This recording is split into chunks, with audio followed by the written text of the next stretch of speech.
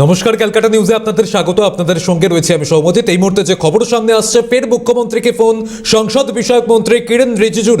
বিচারপতি যশবন্ত বর্মার ইমপিচমেন্ট নিয়ে আলোচনা। বাদল অধিবেশনে যশবন্ত বর্মার ইমপিচমেন্ট নিয়ে প্রস্তাব আনতে পারে কেন্দ্রীয় সরকার।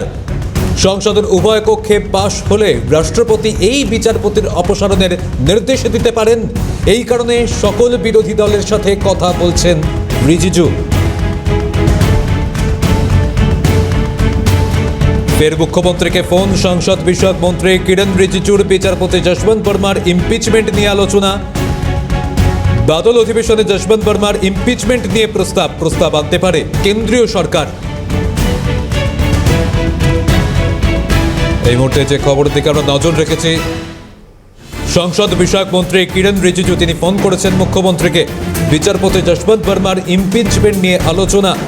বাদল অধিবেশনে যশবন্ত বর্মার ইমপিচমেন্ট নিয়ে প্রস্তাব আনতে পারে কেন্দ্রীয় সরকার।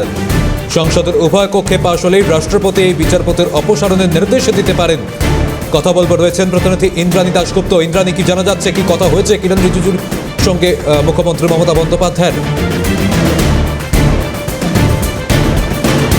খবর যে মুখ্যমন্ত্রী মমতা বন্দ্যোপাধ্যায়ের সাথে কিরণ রিজিজু ফোনে কথা বলেছিলেন। আমরা জানি দিল্লি হাইকোর্টের বিচারপতি যশবন্ত বর্মা তার যে বাড়ি, সেখান থেকে ব্যাগ ভর্তি টাকা উদ্ধার হয়েছিল। সেই টাকার হিসাব দিতে পারেননি যশবন্ত বর্মা।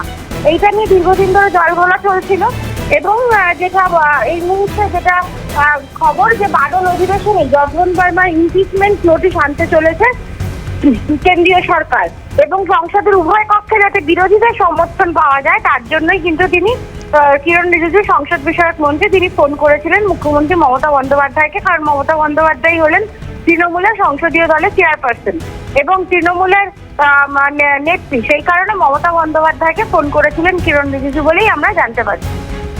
সৌমজিৎ, একেবারেই ধন্যবাদ ইন্দ্রাণী।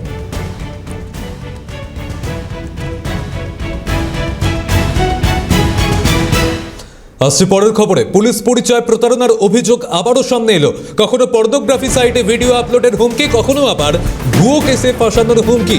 ভয় দেখিয়ে লক্ষ লক্ষ টাকা আত্মসাতের অভিযোগ। ঘটনা উত্তরবঙ্গ থেকে গ্রেপ্তার 2। বিস্তারিতভাবে জানতে রয়েছেন প্রতিনিধি অভিরূপা সাহা। অভিরূপা, কি অভিযোগ রয়েছে?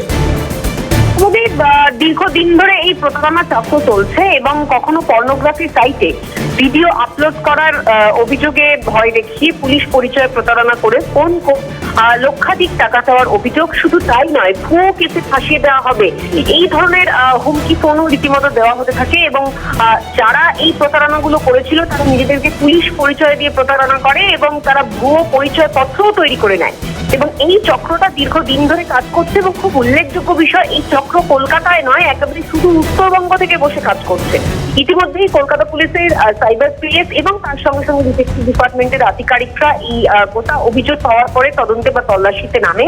ইতিমধ্যেই উত্তরবঙ্গ থেকে 2 জন গ্রেপ্তার করা হয়েছে। অভিযুক্তদের ট্রানজিট রিমান্ডে কলকাতায় নিয়ে এসে নিজেদের হেফাজতে নিয়ে এই চক্রের জাল কতদূর বিস্তৃত তা খতিয়ে দেখবেন তদন্তকারী আধিকারিকরা।